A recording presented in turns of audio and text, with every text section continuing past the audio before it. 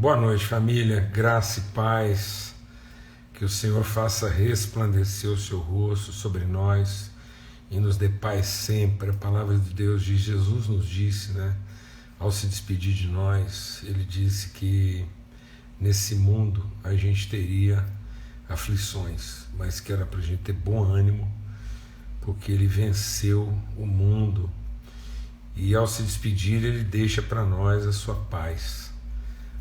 Eu venci o mundo, então para a gente ter bom ânimo, isso é uma promessa de Deus, né? A palavra de Deus diz que quando Jesus foi anunciado, o nascimento de Jesus, e os anjos declararam glória a Deus nas alturas e paz na terra para aqueles a quem Ele quer bem, né? Então essa promessa da paz, essa promessa da segurança, né?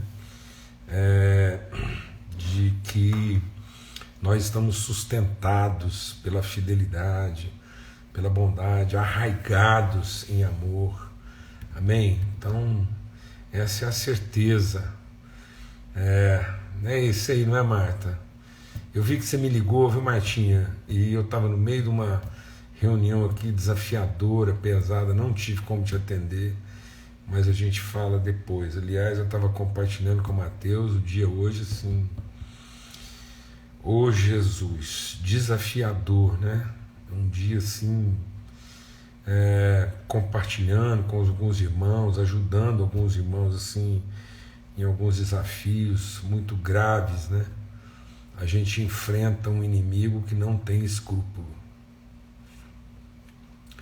Nós estamos enfrentando, né, o mesmo inimigo. A palavra de Deus diz que a gente não luta contra a carne nem contra sangue, a gente não tem que levar nada para o lado pessoal, a gente tem que entender e discernir a mente que está por trás das pessoas, se está movendo as decisões dela. E a gente enfrenta um inimigo lá desde o jardim, que ele não tem escrúpulo, né? Ele não tem pudor, não tem ética. Às vezes a gente pensa que existe ética na guerra, né? A própria guerra é falta de ética, né? Então assim, nós temos que enfrentar mesmo como quem resiste, né? Submeter ao Senhor, resistir ao diabo e ele fugiria de vós. Então nós não temos que entrar nessa pendenga, né? Nessa luta corporal, nós temos que continuar nos submetendo à vontade de Deus, cumprindo o propósito de Deus, assumindo a responsabilidade de sermos as pessoas que Deus nos levantou para ser, e oferecer todo tipo de resistência a viver uma vida diferente daquela que Deus nos propôs, né? Então assim, a gente tem que viver, nos submeter ao Evangelho, à Palavra de Deus, a coerência da fé, resistindo, né? E aí não se cansar de fazer o bem, porque a seu tempo vamos colher se a gente não desanimar. Aleluia!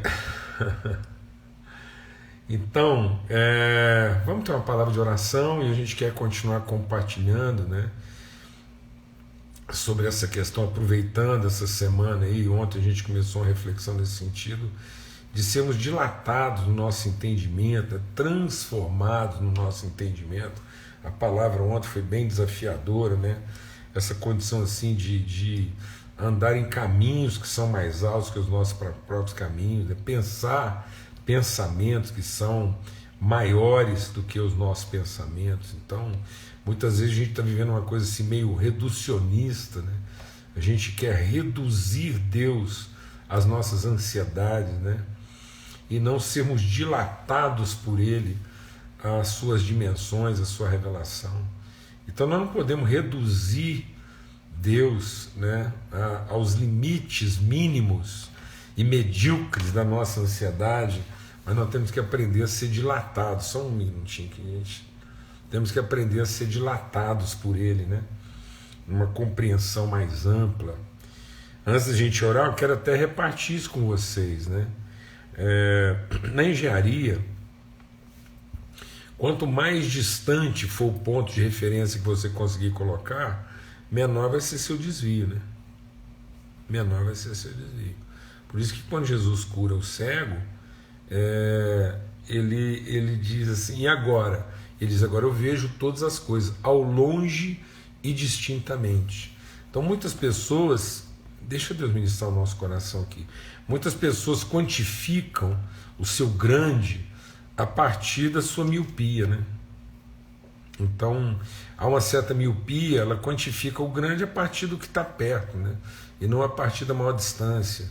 Então assim, e Deus quer que a gente possa perceber. Por isso que quando Jesus ele dá, né, a comissão, ele diz assim, ó, esses são minhas testemunhas, Jerusalém, Judéia, Samaria, até os confins da terra. Então, para mim funcionar bem em Jerusalém, eu tenho que ter os confins da terra como perspectiva. Então, se eu entender que aquilo que Deus está fazendo na minha vida, deixa Deus ministrar o nosso coração, se eu entender que aquilo que Deus está fazendo na minha vida pode ser replicado em qualquer lugar do mundo, então eu vou fazer bem aqui. Mas se eu consigo fazer bem só aqui, nesse contexto, nessa condição, então eu já me desviei. Amém? Então, quanto maior a distância percebida, menor o desvio experimentado. Agora, quanto menor a distância, mais rápido é o desvio. Então, se você começa a planear a sua vida, planejar a sua vida, orientar a sua vida, como é que você pensa? Grande. Às vezes você está pensando grande a partir da sua carência. E aí aquilo que você imaginava que você era grande, era simplesmente maior. Não se iluda. Nem tudo aquilo que é maior é grande. Amém? Estava conversando isso com um pastor. Melancias e goiabas se parecem. Verdinha por fora, vermelha por dentro, cheia de sementinha. Então, se uma goiaba se comparar a uma melancia, ela vai achar que é pequena só porque a melancia é maior. Mas às vezes ela é uma goiaba grande para uma goiaba, apesar de ser menor do que uma melancia pequena para uma melancia. Então tem gente que é uma melancia pequena e está achando que só porque é maior do que uma goiaba grande, é grande. E às vezes ele é pequeno. Ele é bem menor do que a goiaba grande. Simplesmente ele acha que é grande porque ele é maior do que a goiaba. Mas se comparar ele a uma melancia sadia, ele vai ver que ele é uma melancia pequena. Amém, amados? Então não fique pensando que você está vivendo grandes coisas simplesmente porque você é maior do que alguém.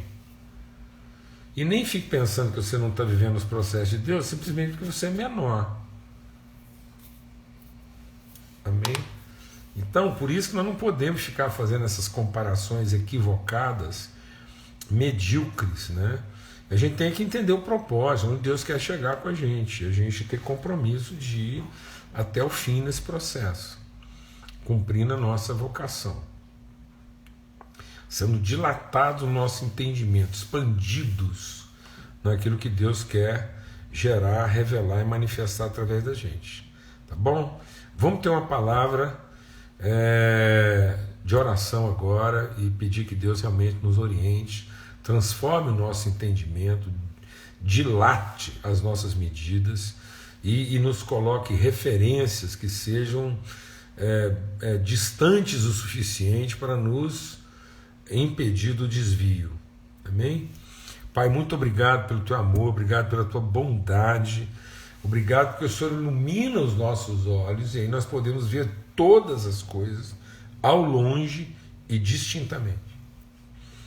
Nós não vamos fazer comparações impróprias que podem nos levar ao engano e nem vamos decidir a partir daquilo que está perto numa perspectiva totalmente míope.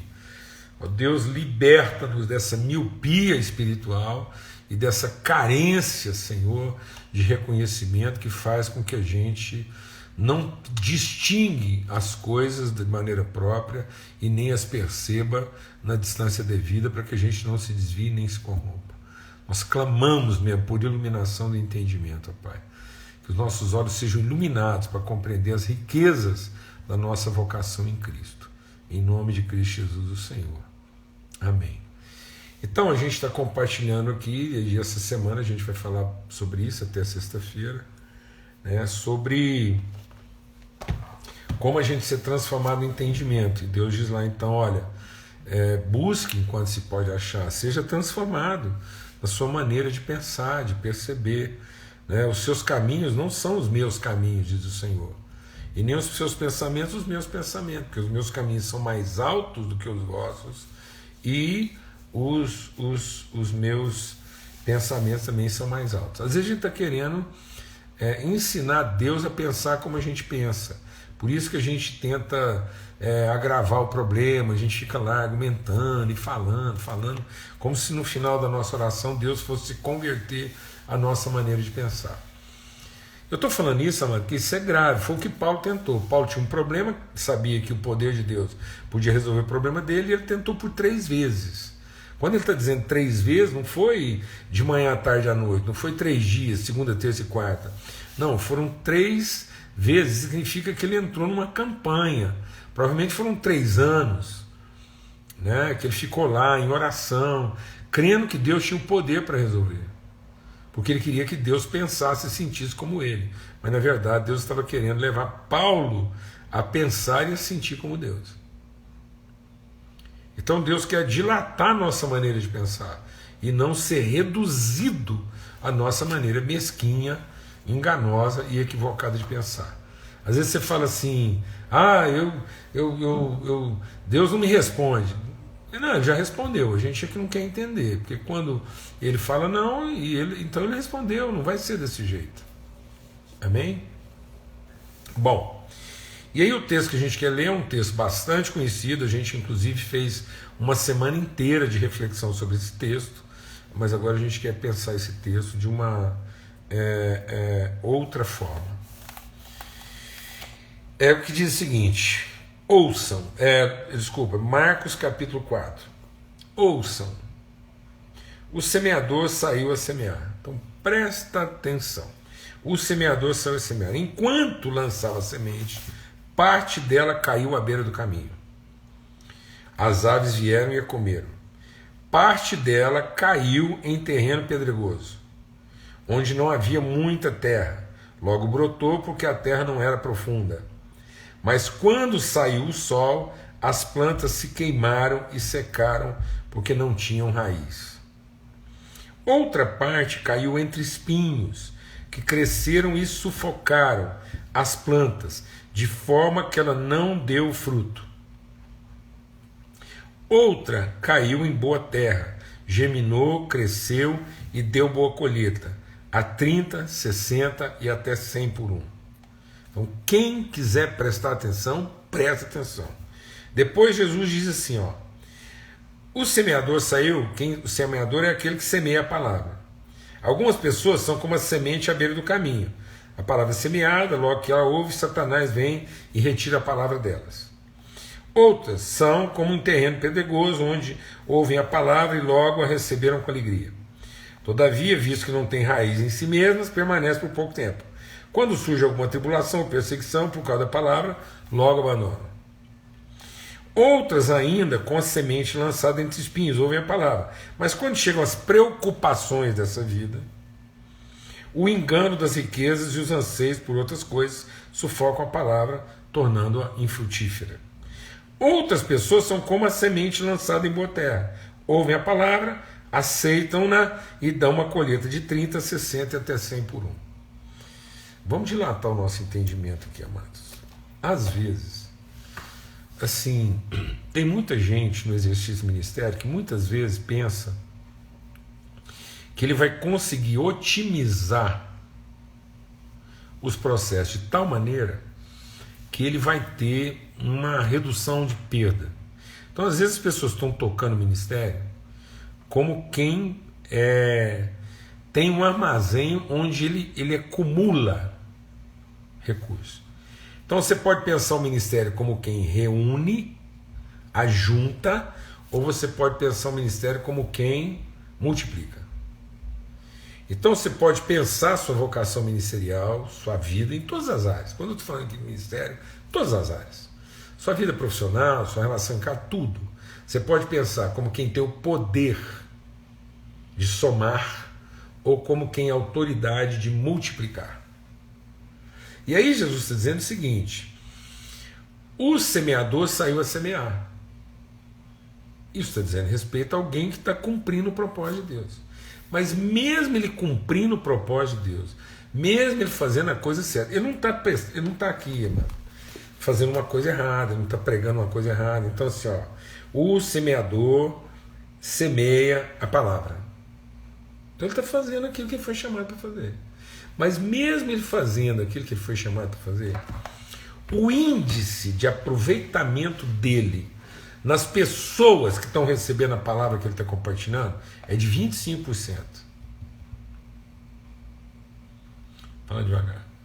Se a gente for bem objetivo, porque o povo gosta de falar assim, não, vamos ser prático, então vamos ser prático. Porque aqui não tem jeito de ser mais prático que isso não. O índice de aproveitamento aqui de Jesus, para quem está semeando, é 25%. Isso quer dizer o seguinte: você pode fazer seu trabalho bem feito, o tanto que for e tal, que parte do que você está fazendo vai cair na vida de gente que não está nem aí para o que você está falando. E essas pessoas estão lá te ouvindo. Aqui caiu na beira da estrada, corresponde às pessoas que ouvem a palavra, ela é semeada, mas logo que a ouvem, Satanás vem e retira.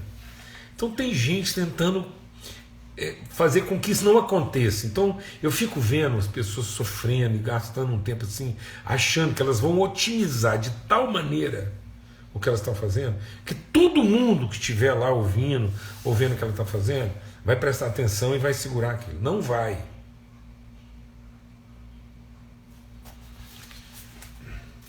Não vai. Existe um grupo de gente que você pode fazer o seu melhor, a semente pode ser melhor. Aqui o problema não foi a semente, o problema não foi o semeador. Então vai lá e fala para o semeador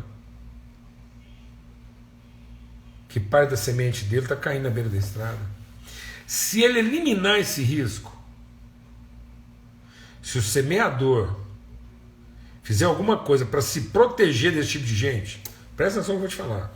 Se o semeador, que quem anuncia a palavra, se ele fizer qualquer coisa para se proteger desse tipo de gente que aproveita o que ele está falando, mas não tem o menor compromisso com o que ele está falando, esse semeador comprometeu a mensagem.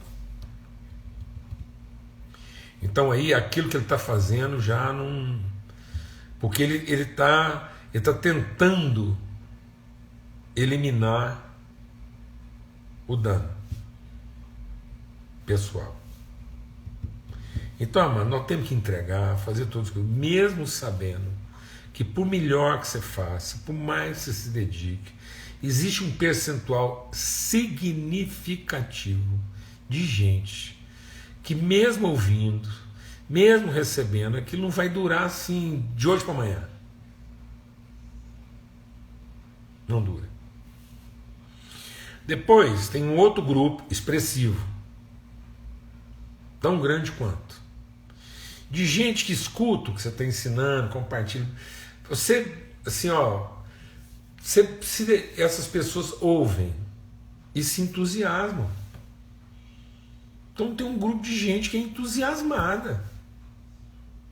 E aqui está dizendo que as pessoas entusiasmadas dão fruto, não dão fruto, não. Elas germinam antes de todo mundo. E sabe por que elas dão resposta mais rápido que todo mundo? Porque elas são rasas. Pessoas rasas respondem mais rápido. Porque elas são movidas a sentimento. O negócio delas é entusiasmo. Elas gostaram daquele se entusiasmar, então não se iluda, não. Você está fazendo o seu trabalho com seriedade, compartilhando. Não tente selecionar as pessoas. Não caia no engodo de entregar a sua palavra só para quem você sabe que vai produzir. Cuidado, tem muita gente que só sabe somar e outros só sabem dividir. Aí eles vão lá e dividem, falam, não, então eu não vou gastar meu tempo com quem é só eufórico. Não, você tem que ir lá entregar, do mesmo jeito que você entrega para o desatento, você entrega para o eufórico. A mesma coisa, a mesma semente. A mesma semente com aquele que vai ser prejuízo 100%. É a mesma semente que você entrega para aquele que aparentemente foi sua resposta mais rápida. Então você vai sofrer muito na sua vocação, tenha paz, porque você pode fazer a coisa direitinho, que vai ter gente que vai ser uma resposta rápida. Não se empolgue, não se iluda.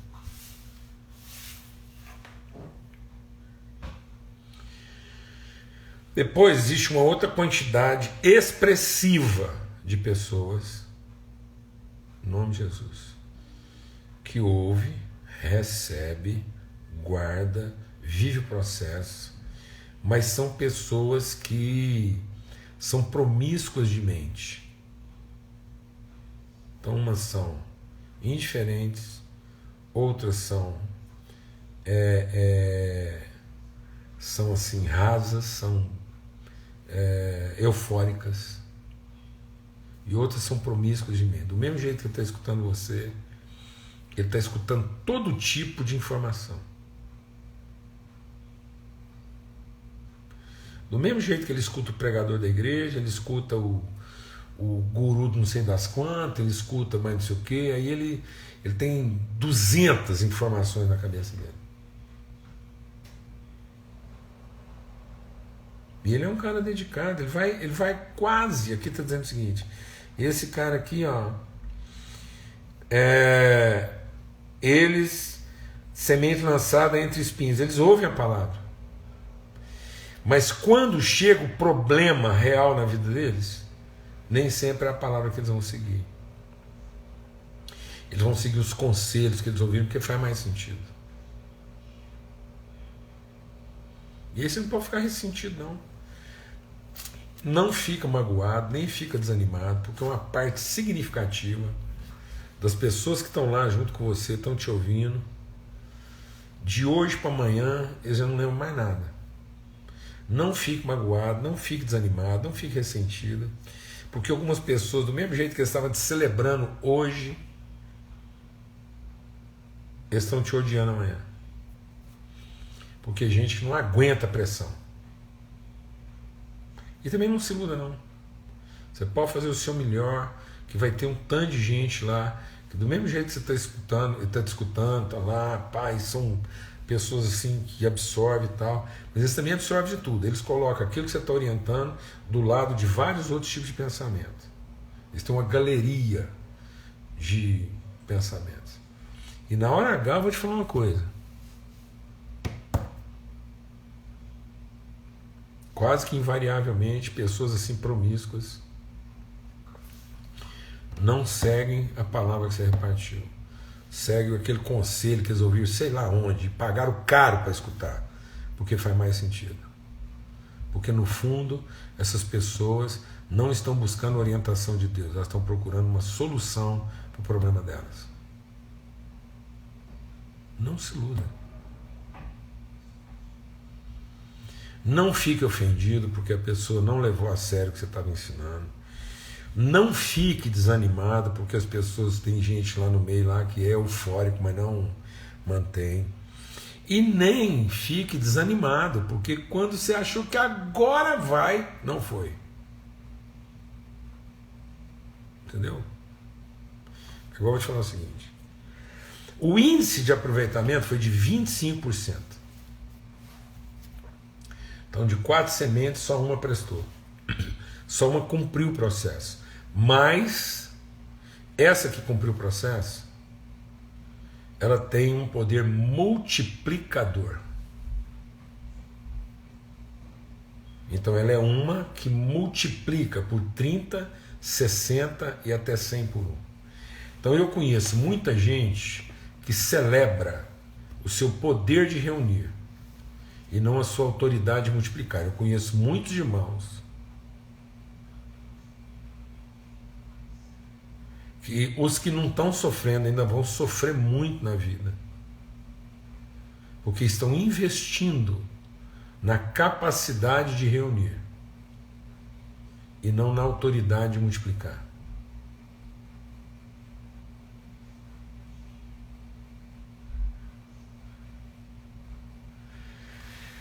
Eles estão querendo reunir o que não é de reunir, é de investir.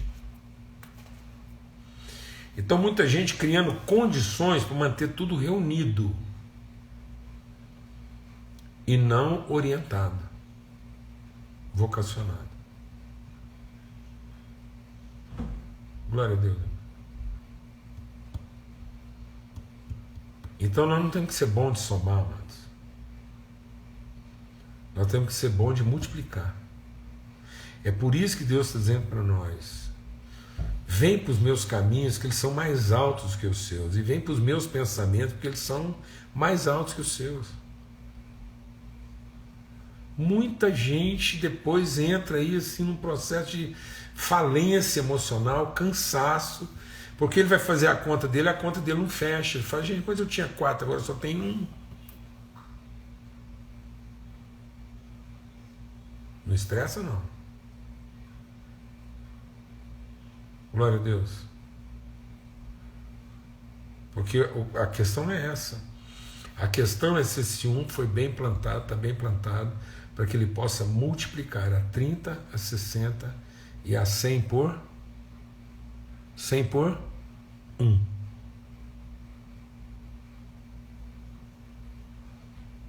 Não é a capacidade de juntar 4. Mas é a condição de multiplicar 100 por 1. Então é preferir você produzir 1 que vira 100 do que você passar o resto da vida mantendo os 4 juntos. Então não se iluda e não se confunda. Porque às vezes alguém vai olhar para você e falar assim: eu tenho 4 e você tem só 1. Você escutou? Às vezes alguém vai olhar para você e falar assim: eu sou 4 vezes maior que você.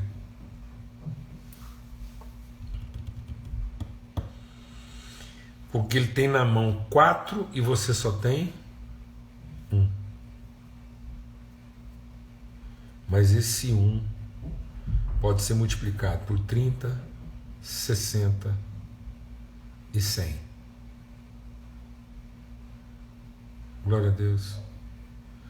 Em nome de Cristo Jesus, o Senhor. Muito cuidado. Muito cuidado com o tipo de operação que você está sendo instruído a fazer na sua vida. A forma de conduzir e pensar a sua vocação. Que a gente possa ser iluminado. Os olhos do nosso entendimento possam ser iluminados. Amém. Deus não nos chamou e nem nos abençoou para somar. Deus nos abençoou para multiplicar. Deus nos abençoou e disse: multiplicai, enchei a terra. Aleluia. Glória a Deus. Fica na paz. Uma boa noite para todos. Até amanhã, se Deus quiser, às 18 horas, nessa mesa preparada, na viração do nosso dia, tá bom? Forte abraço. Paz de Cristo sobre todos.